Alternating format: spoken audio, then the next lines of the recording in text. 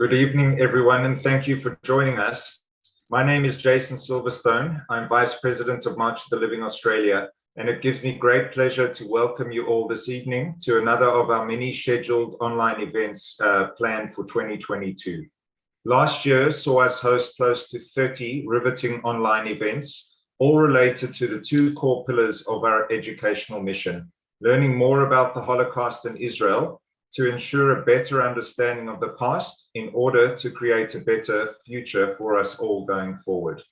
Before we begin, I would like to acknowledge the traditional owners and custodians of the land on which we work and live, and on which this online event is being hosted today. We pay our respects to Indigenous elders past, present, and emerging, and acknowledge that sovereignty has never been ceded.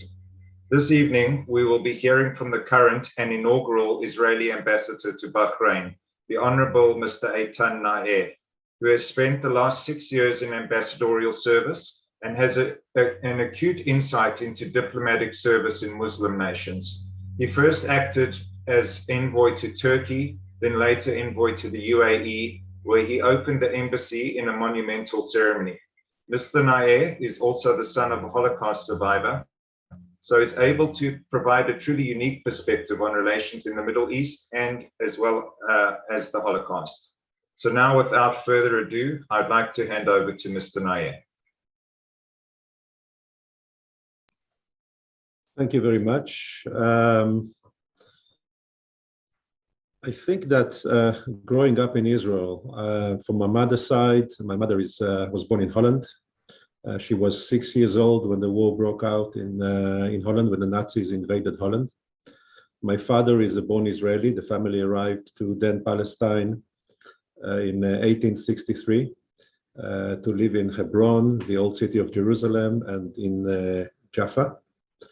So growing up in Israel with two legs, one leg, a European Jew that survived the Holocaust with all her immediate family. My mother arrived to Israel when she was 25 after completing her studies in Holland. And the other one is deep-rooted in Israel. My father was 18 when the War of Independence broke out. He participated in all the wars, all the way to the 73 war. So as kids, we grew up with the sense of the Holocaust. I lived in a neighborhood where all the neighbors were Holocaust survivors. Almost all the neighbors were Holocaust survivors. We did hear them scream at night. Holocaust Day was a special day. In Israel in the 60s and 70s, people didn't really talk a lot about the Holocaust. It was a somber day. The TV was open, but I don't remember my mother ever wishing to look at the images that the TV showed, all the black and white films from Warsaw or from Auschwitz. So we knew not to ask. We respected that, but of course the Holocaust was present. If it was in a summer camp where a group was called Masada, and the motto was Masada shall never fall again. We knew that never again is not just a slogan, something that we grew up with. My generation, the competition in school was who goes to combat unit. We knew we need to fight. I was 4 when the 6-day war broke out. I was 10 during Yom Kippur War. I was 18 during the first Lebanese war. I saw firsthand the Katyusha rockets landing on the Western Galilee. I was then living in a kibbutz Beta Emek in the Western Galilee. I saw the black smoke rising everywhere in the Galilee. So things were very clear to us. Why not again? And what we need to do. My mother was saved, or my mother family was saved in Holland because of the work of many people. The Dutch underground that mainly concentrated on smuggling Jews, hiding Jews, making sure that Jews will find shelter. Holland was this country where you'd find the highest percentage of Jews perished during the Holocaust. 82% of the Jewish community of the Netherlands, 150,000 before the war, have perished. And my mother grew up in a small town then that was called Almelo on the German border in the east. 456 Jews, only half of them survived the war.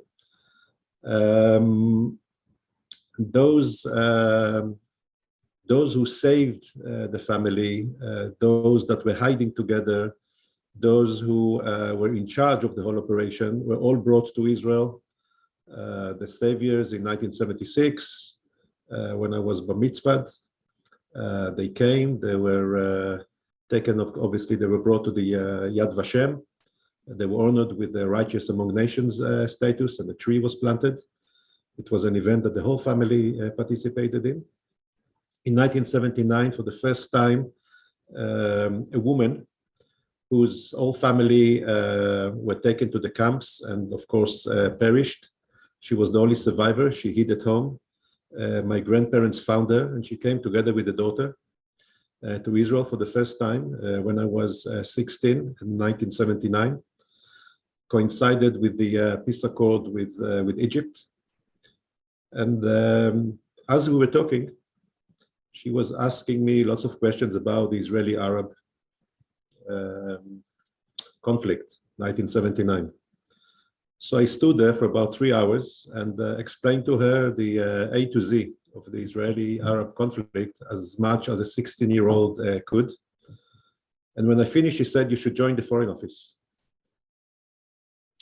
So 12 years later, I did join the Israeli Foreign Office straight out of university in 1991. And rose through the ranks, started in Turkey, Chicago, Baku, London, Turkey again as ambassador, and as was mentioned, opened the embassy in the UAE, and now ambassador to Bahrain. My generation remember what we were told in school when President Sadat came to Israel. I remember the teacher coming to class. I was 14 at the time, 1977, when he first visited, November 77, when he first visited Israel. And the teachers came to us and said, we can hear the wings, the sound of the wings of history. When I repeated that wording here in Bahrain, when a Minister of Defense visited here, the Bahraini Chief of Staff said, "This is not the sound of the wind of the wings of history. We are making history." So from hearing about it in school to taking part in a meaningful, certainly for me, meaningful chapter in a people history. It's not about making peace. We were never at war with Bahrain or the UAE. It's not that, but it's still building up relationships, connecting different institutions and people and government offices and the people themselves to each other, where there was no real contact. They're very sporadic, under the table relationships. What me and my colleagues are doing here, we are very small teams at the moment. Ambassador and maybe 2-3 more people in Manama, in Abu Dhabi, and Dubai. It will take us through the summer to be able to put in all 3 cities, and including Morocco, full staff and proper embassies. We are still in a temporary building. But what we try to do is to formalize relationships, signing agreements, anything from health agreements and health cooperation to security and defense and transportation and aviation and everything you can think of, recognizing driving licenses, telecommunications, everything that normal countries have when they embark upon full diplomatic relationships. Of course, the economic ties are very important.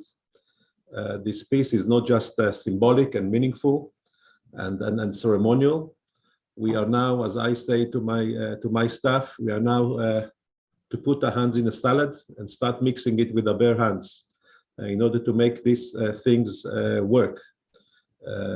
We are busy with delegations, with business delegations. We'll have 2 this week, with investments, with trying to get the appetite in both countries to engage in economic activities, be it trade, be it investments, building up factories, getting to know the place. As much as we wanted peace and as much as we wanted diplomatic relationships with Arab countries, we don't really know much about these countries.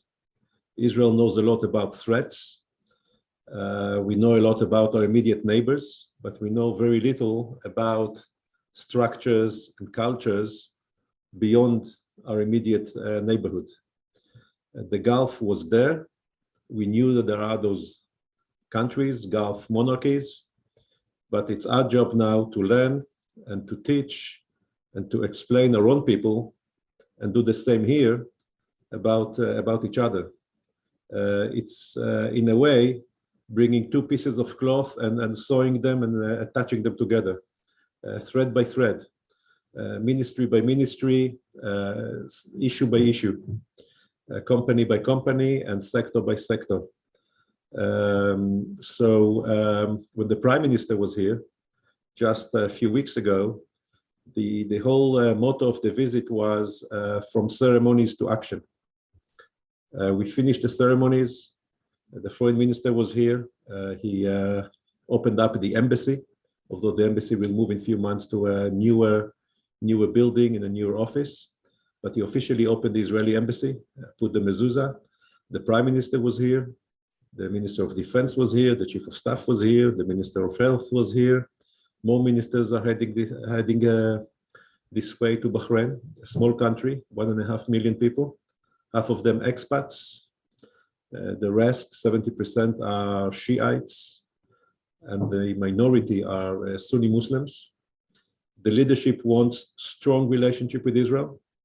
They share some of our vision of peace and what it means in terms of regional cooperation on various fields, from defense to economy, but not without opposition. From the Muslim Brotherhood, from the pro-Iran Shiites, and from the pan-Arab nationalists. So we are only beginning, just starting, not yet fully staffed, still waiting for more staff to arrive to be able to deal with important issues that we need to tackle. People to people is one of them.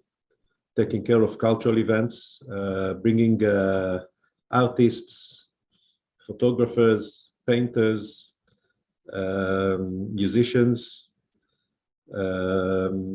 to anything else, influencers, media, social media influencers. There's a lot of work that we need to do about in the social media, various channels of social media. But there are other countries in the region that we are looking at from Bahrain, Saudi Arabia, very near. Bahrain is a small island with a deep water port and a bridge to Saudi Arabia. From Saudi, you can reach Israel by land. It's less than 20 hours drive to Israel.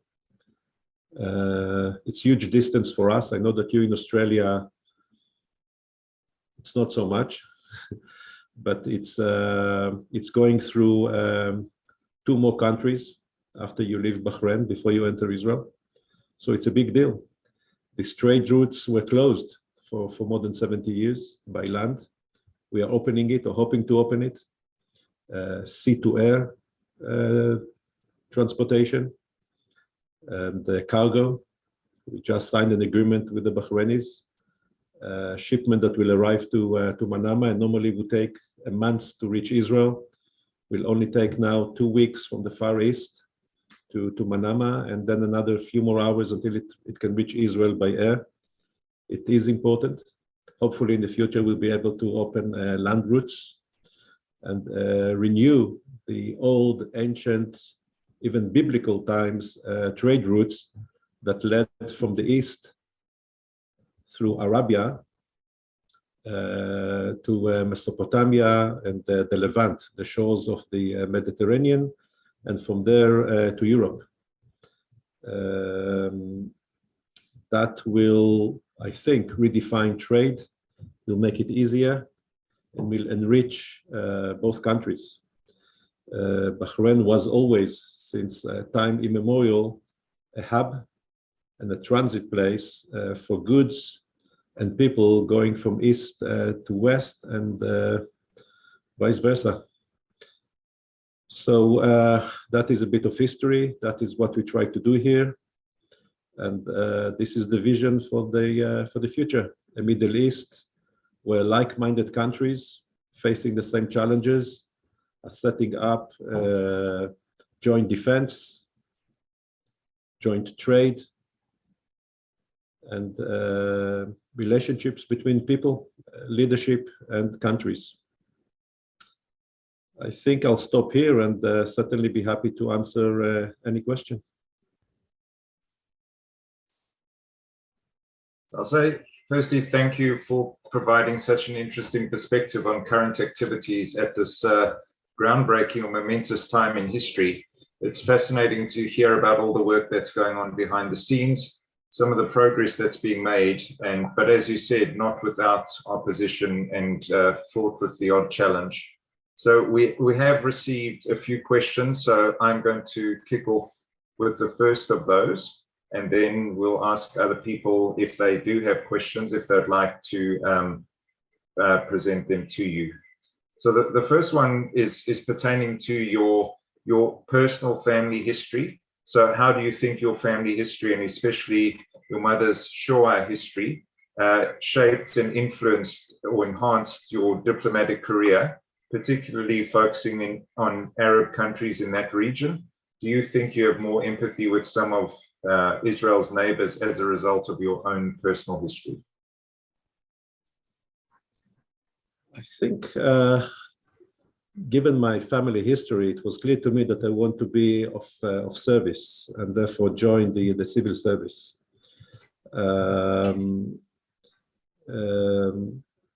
I did, like everybody else, military service. I joined the kibbutz, a new kibbutz. By the way, this is where I met Cedric as a young soldier. We know each other from the mid-80s. When I wanted to leave the kibbutz, he got me back. And soon after, I was sent to the UK to bring other young Jewish members of Abonim Dror, try to persuade them to come to Israel, form a Garin, and make Aliyah. I think that it was clear to me, certainly after that 1 year, where I was sent by the kibbutz and the Jewish agency to Manchester in the UK, that this is where I want to go. This is what I want to do. And it was a chance. In Israel, we are it's a small country, it's a small service. Out of 2,000-3,000 people, we take only 22. So the chances were slim, but I found myself in the foreign service, and at least my generation, I was born in 1963, and baby boomers are considered baby boomers until 1964. So my generation, when you choose a career, it was a career for life. It was clear to me that this will be a career for life, a career of service, of building relationships. I was first sent to Turkey in 93, and I spent 4 years building relations then with Turkey, very close relationships, doing very much what I'm doing now. And it was clear to me that this is where I want to spend my time, or this is what I enjoy doing much or more in the foreign service. So after Turkey, I was sent for 2 years to Chicago. That was a kind of a cold break. But soon after, I was sent to Azerbaijan, Baku, as ambassador in 2001. I was only the third ambassador then, again, to build relationships. After that, I was sent to London, more for family reasons, but soon after, from London, after upgrading relations temporarily with Turkey in 2016, I was sent to Ankara, and again, trying to rebuild broken relationships. Unfortunately, it didn't work out, but if you follow the news, there is another massive effort to try to normalize with Turkey or to upgrade relationship with Turkey. We'll see where that leads. And then, of course, it was clear to me when the peace process was, when the Abraham Accords were signed, I went directly to my superiors and to the minister at the time, Gabi Ashkenazi, and I said, this is where I want to be. And luckily, they decided that I should be first in the UAE to start and open the embassy there. And once a new government was formed, was transferred here as ambassador. Thank you. Just one follow-on comment. Found it really fascinating that you told a story of your views and outlook as a young 16-year-old. So already at that stage, you seem to have, it may have been a genetic thing, that it was deeply ingrained in you that you wanted to serve and you wanted to look into matters in a complex part of the world already during high school. So just fascinating. Was that something, was that the earliest point at which you thought this is something I want to pursue? I think so. I did study political science already in high school. My family history, as far as both my father's family and my mother's, were all traders. None of them worked for the government. I'm the first one in the family that works for the government, so it was a kind of a breakaway from family tradition. But yes, it was clear to me that this is what I want to do. That I want to help. First of all, tell the world the story of Israel. Remember, this was 1979. Israel was 6 years after the Yom Kippur War. Those two wars, Six-Day War and Yom Kippur War, really shaped my teenage years. What I thought about the army, what I thought about Israel, what I thought about the Israeli-Arab conflict. Obviously, the peace with Egypt was another contribution, and the Lebanese war, the war against terror, being abroad for a year, and understanding how much we need to still talk and explain, and how much work there is to do.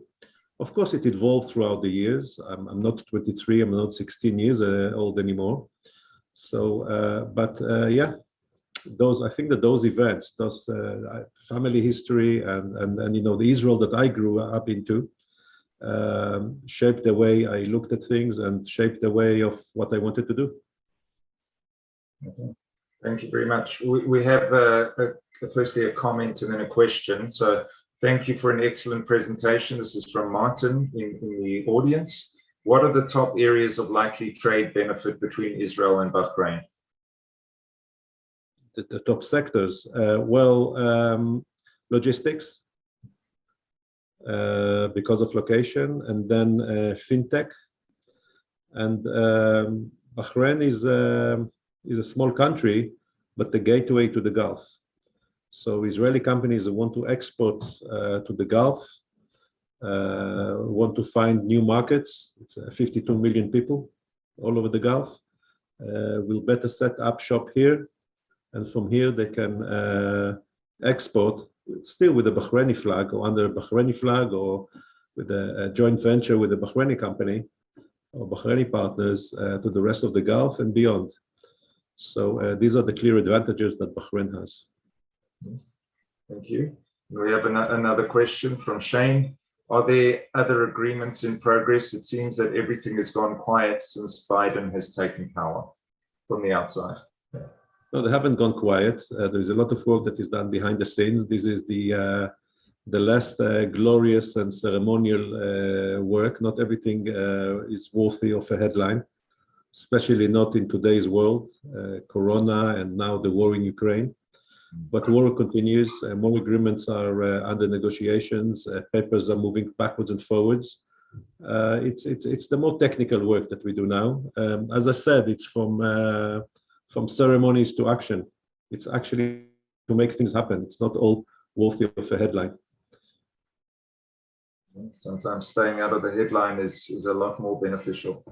So no, thank you. I've got two related questions. The one is, what are some of the greatest or most frequent risks that you encounter or challenges? So in the work you do, you spoke about there being opposition. Not everyone in the region is exactly favorable to, in favor of enhancing relations between Israel and neighboring countries. So some of the challenges you face, and then sort of a related question, is it safe to drive in Saudi Arabia was another question that came through, somewhat related.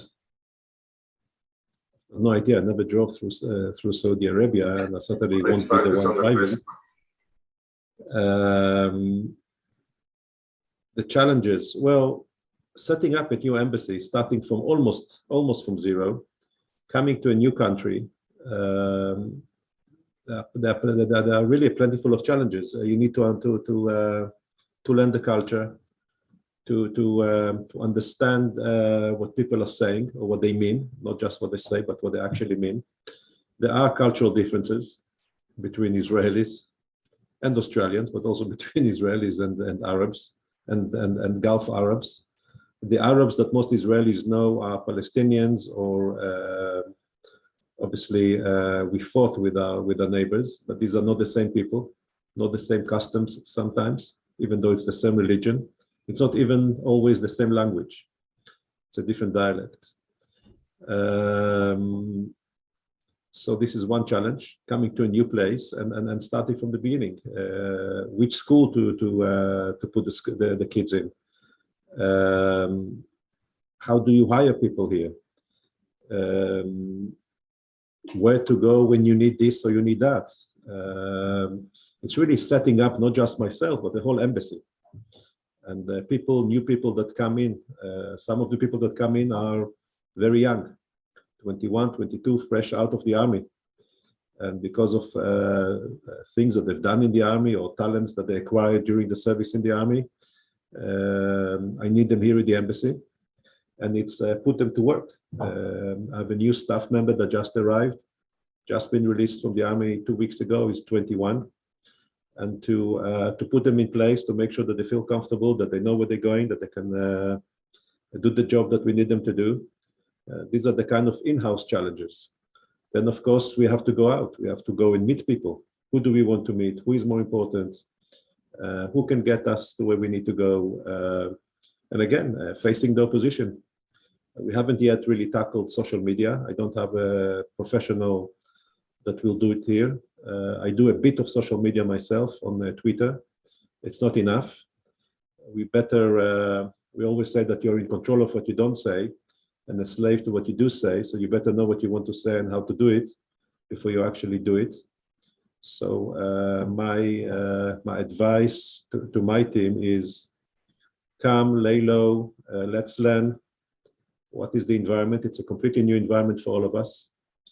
And the big mistake that we make is that we think we know. We might think that we know, or we would not know what we don't know.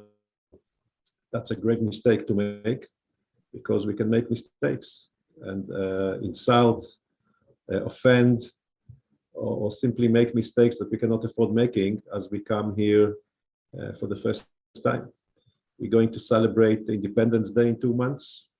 Israel's independence in 2 months, about 2 months. It will be the first time that Israel's independence will be celebrated in Bahrain.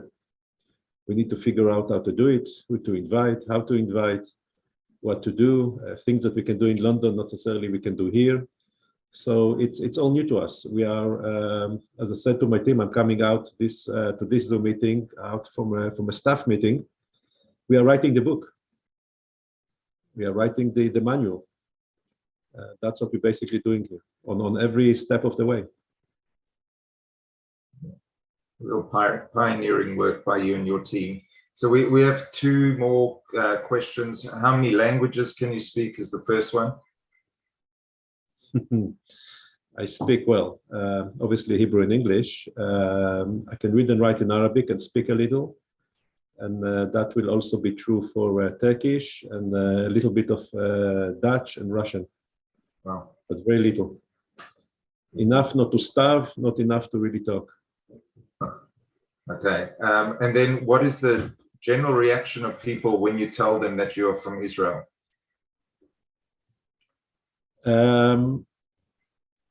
I tell you what was the reaction in the UAE when I first came and was introduced to people. People were quite excited. There are two different countries, two different demographics. People were excited. If I came to a restaurant, people would send cakes to the table to show the happiness and their excitement of seeing an Israeli official for the first time. People who we just met in the restaurant immediately invited us home. They were excited. Surprisingly, I met some people there with Jewish blood, Jewish Yemenite blood, Emiratis, Muslims who were raised like Muslims but had Jewish blood through the grandmother or great-grandmother. Some people even find out that they are halachically Jewish without knowing, because in Islam, their religion is by the father. Their maternal ancestor was Jewish, and therefore they are halachically Jewish if they can prove that. Here it was more complicated. Some people are very happy, and we were already invited, my wife and I, to homes.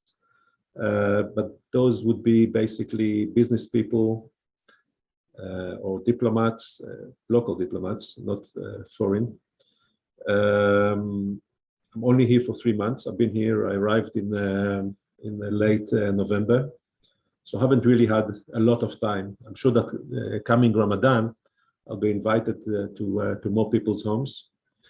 But my answer will be swayed, because those who I'm in touch with are those who want to be in touch with us. I can still see some concern about admitting that people are in touch with us, putting pictures online with us. Usually it will be officials who will do that, not the people. People will be a bit concerned about the reaction of their of the friends. It's not natural to all of them to suddenly, after 70 years, to have relationships with the Israelis, after 70 years of propaganda, of hearing only one side of the story. One of the best thing I heard when I was still in the UAE, and it was during the operation in Gaza.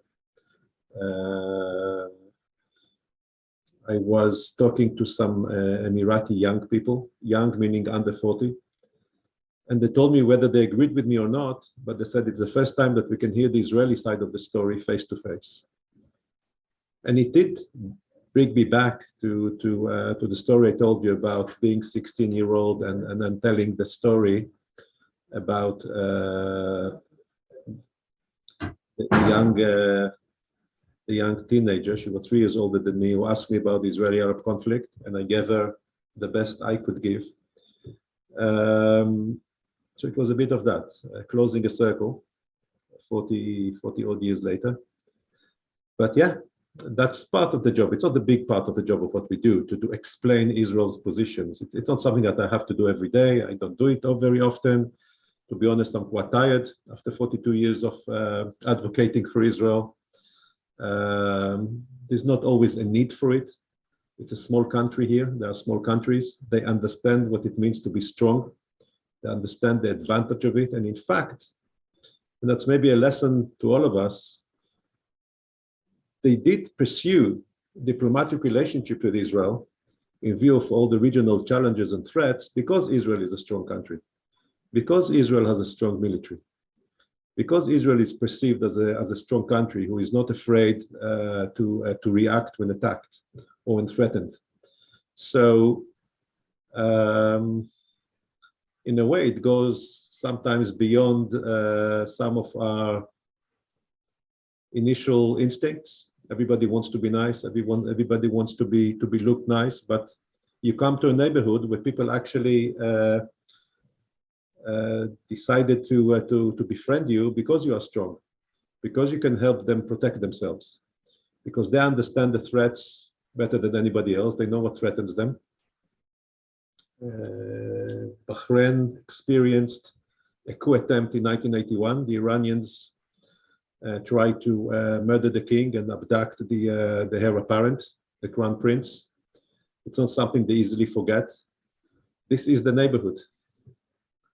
And took them several years, a few decades, but now they are really happy and proud to, I'm talking about the leadership, to befriend Israel and to set up with Israel a regional security cooperation agreement or setup. Well, thank you very much. I'm not sure if anyone has any other questions. If you do, please feel free to unmute yourself. Do you think, what do you think will be the next peace agreement? And do you ever see a peace agreement with Saudi Arabia? That might be the next one, but I'm not sure. I don't know, to be honest with you. As we saw in the last few weeks, proselytizing is not a good idea. Who would have imagined that we'll see what we see today on our TV screens? So I don't know. Saudi will be the big prize. It will be a watershed agreement. A lot of things need to happen before that can happen. But if and when it happens, that will represent, I think, the biggest change in the region since the Egyptians signed the peace accord with Israel. Saudi is the size, it's their economy, it's their status in the Arab and Islamic world. I think, that's my opinion, that when the Saudis do so, other smaller countries will follow suit, and probably also countries closer to your borders, be it in Tunisia, Malaysia, countries who so far were refrained from doing so. So let's wait and see. I cannot tell you when, and I cannot tell you who is the next one. We can all do guessing, but that will be only guessing. We may be wrong. I don't think any other questions have come through. So on behalf of March of the Living Australia and all the people on this webinar, I'd like to thank Mr. Na'eh for a really enthralling presentation with some really fascinating insights and very wise words that you mentioned earlier. I think a lot of people could learn from what you said about controlling what you don't say and potentially being a slave to what you do say, because once it's said and once it's up on social media, it remains there indefinitely. So very wise words, and thank you for sharing your fascinating perspectives and taking time out of your very busy schedule. So we look forward to inviting attendees to attend upcoming webinars that we will be scheduling. So look out for details that will be sent through to you shortly. And looking forward to seeing you again. Wish everybody a great evening, and Mr. Na'eh, a great day ahead. Thank you very much. Thank you very much. Thank you.